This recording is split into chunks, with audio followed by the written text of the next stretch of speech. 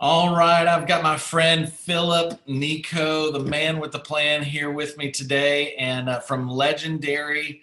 And he is a incredible man that has just done some amazing things with helping leaders and CEOs with a management business consultant firm based out of Mandeville, Louisiana. Dear friend of mine, Philip, it is so good to see you, and thank you so much for joining us for this leadership weekend.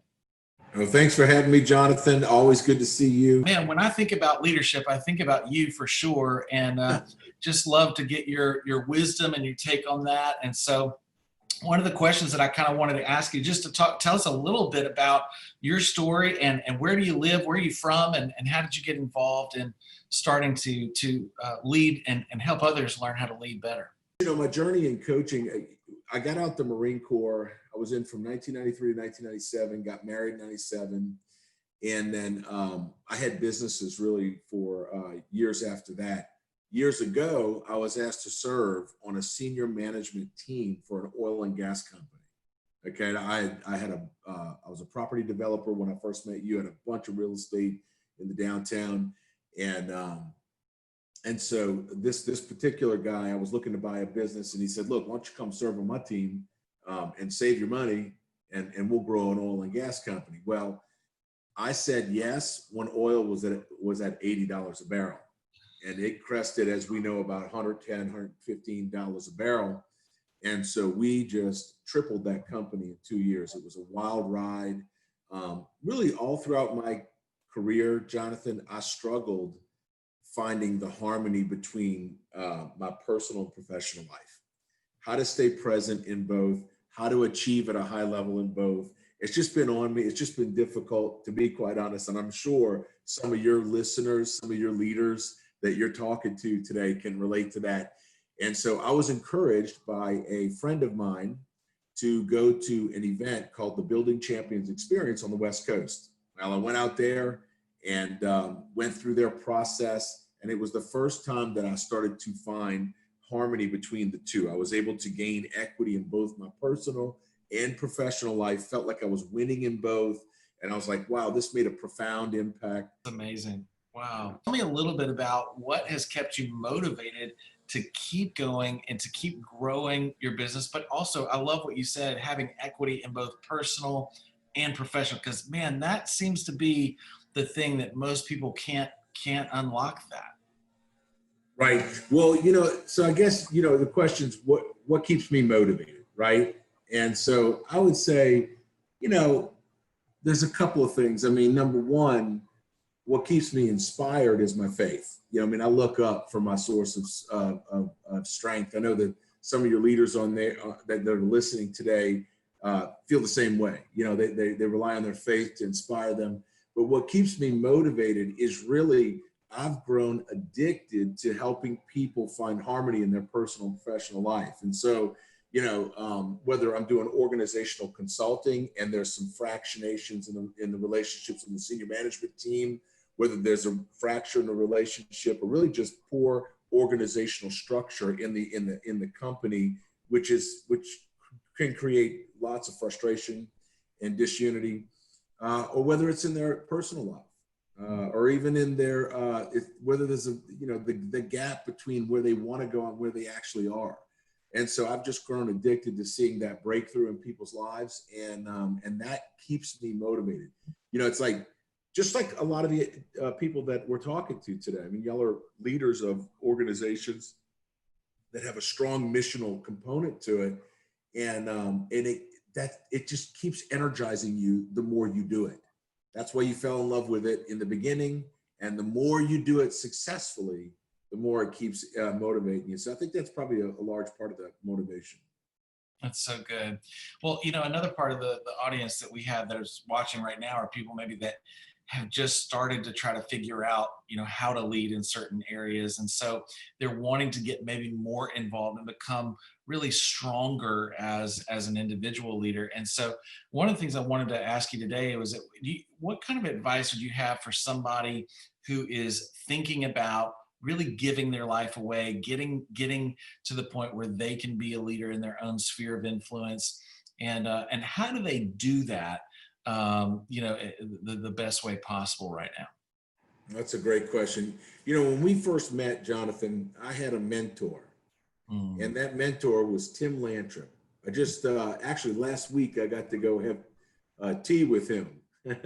He owns the English Tea Room. He owns Sugar Cane's Barbecue, Sugar Scoops Ice Cream. He had about 60 properties. I ended up buying all of his properties. You know, that's Yeah, kind of, he became a mentor of mine in business, but really in life. Just loved Tim. You know, an eclectic dude, yeah, and I would say this. You know, avail yourself to mentors.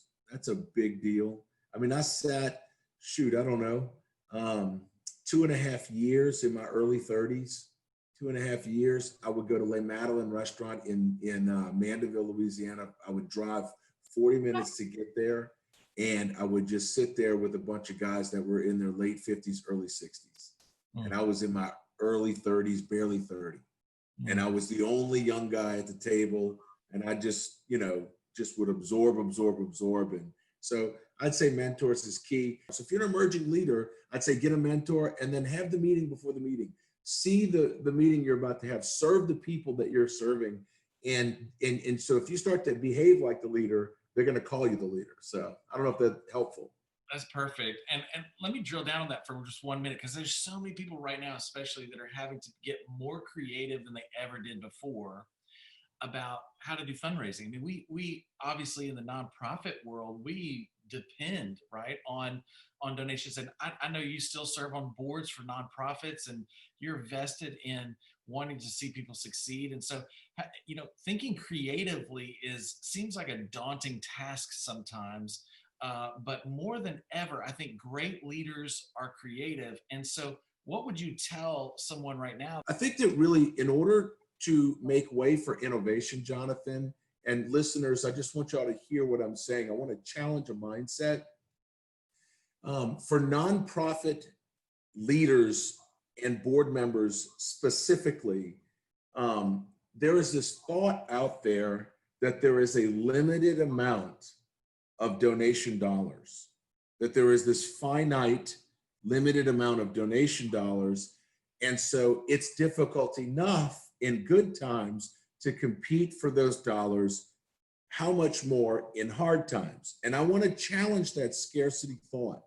There is not a limited amount of donation dollars. There's not. It's based upon the goodwill and generosity of people all over America.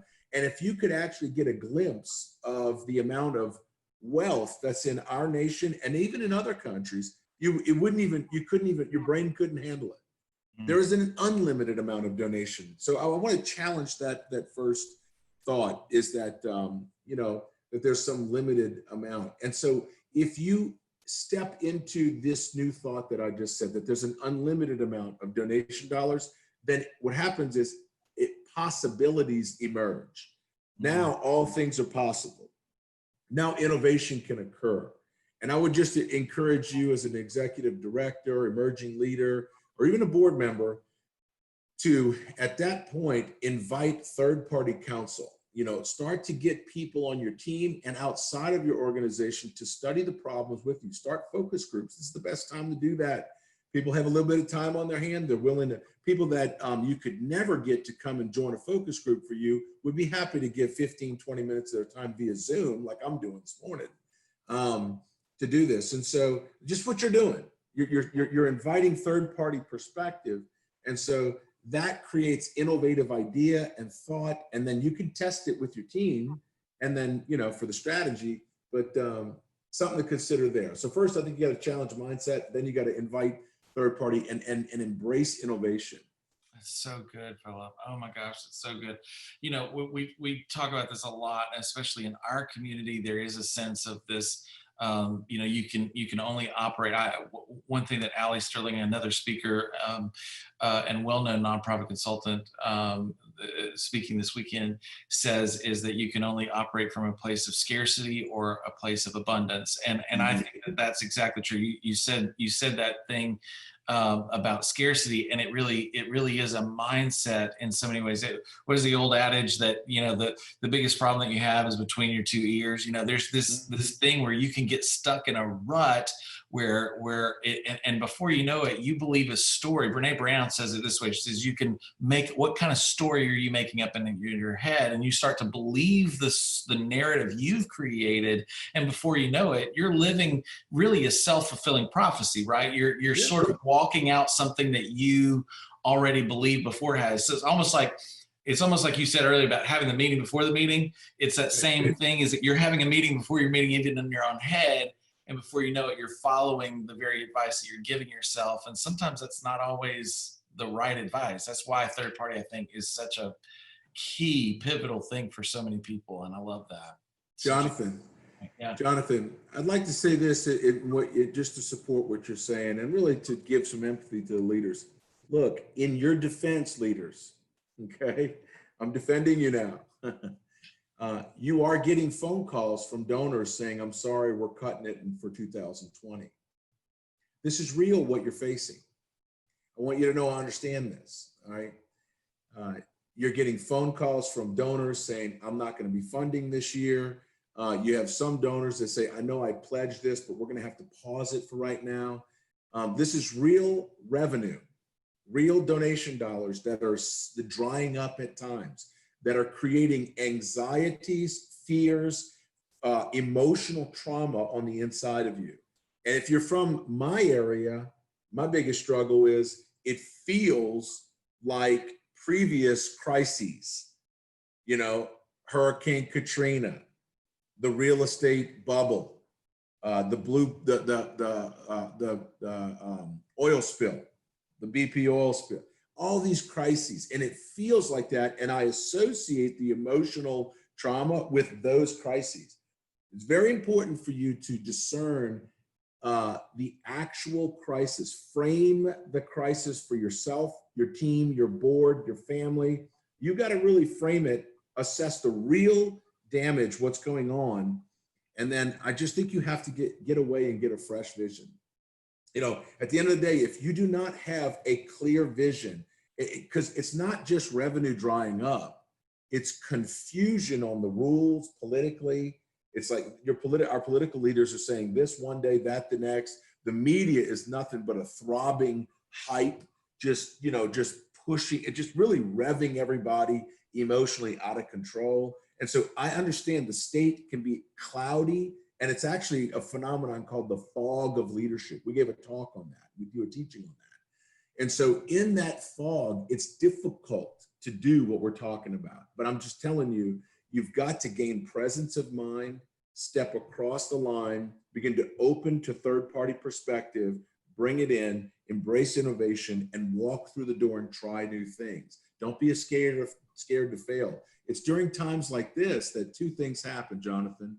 Number one, it forces us to innovate and look at what's working and what's not. And number two, our constituents, there's a window of time where they're gracious in how we're doing and operating and trying new things. I think about Lance Wallnau always says that wealth is neither created nor what does he say? Never created or invented, basically, but that it is simply transferred. And what I recognize about crisis oftentimes is that it starts to shake the foundation enough to unseat what has been the normal, so that the potential for something new can be developed. And if you can get into a space of creativity and, like you said, innovation, then all of a sudden you start getting solution focused and you start meeting the needs. This is something I've observed you doing that I love, is that being able to lead yourself first is the key to being a good leader for others. And Pete, I love what John Maxwell says. I know you've spent some time with him,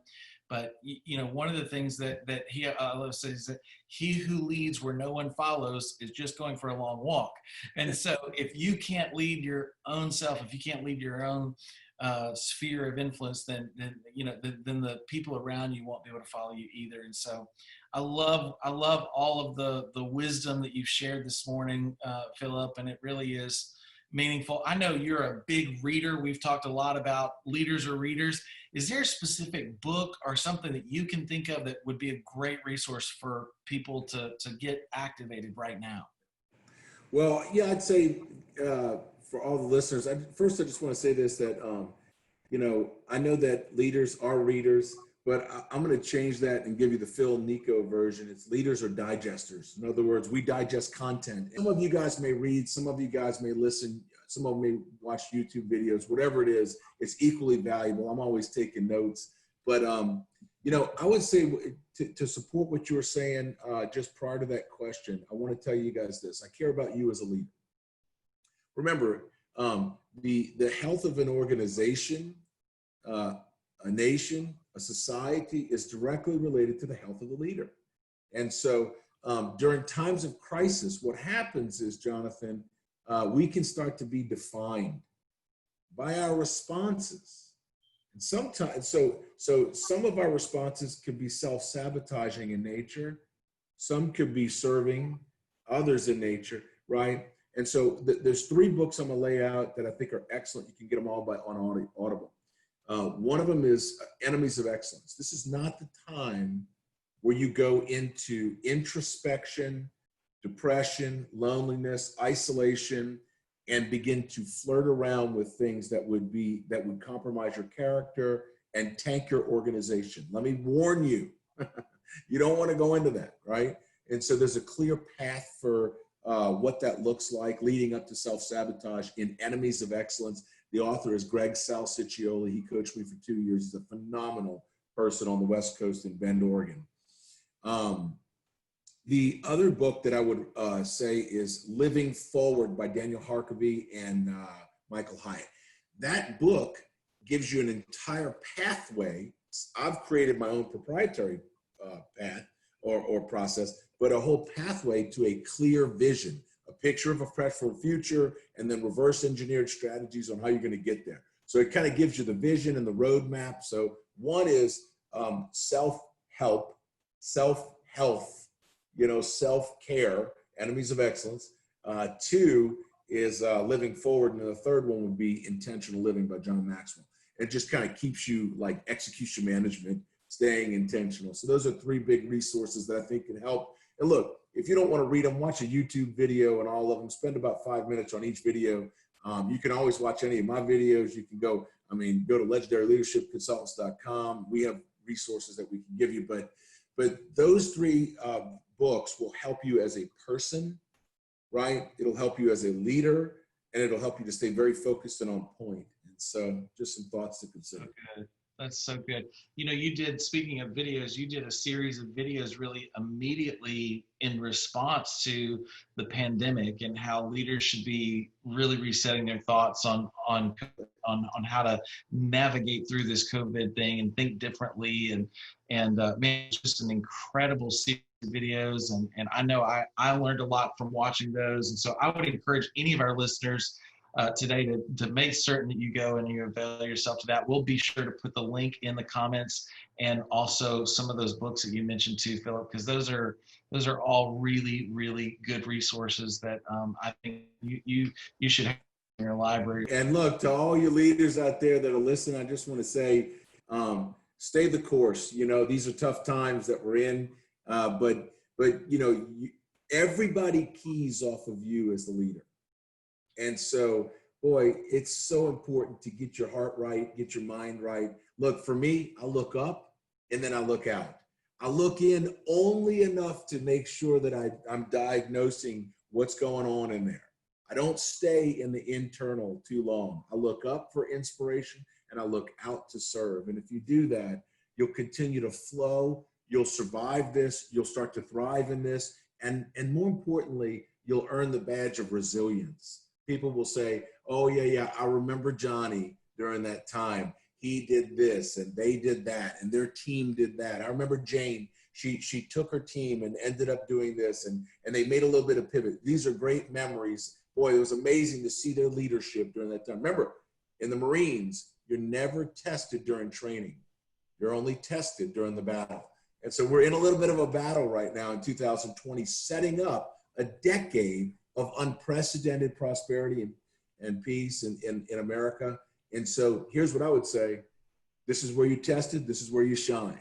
And so just keep your heart right, lead your people, you rock on. And thanks for having me, Jonathan. So good, Phil. Thank you so much. And we'll talk to you soon. Bye now. Okay.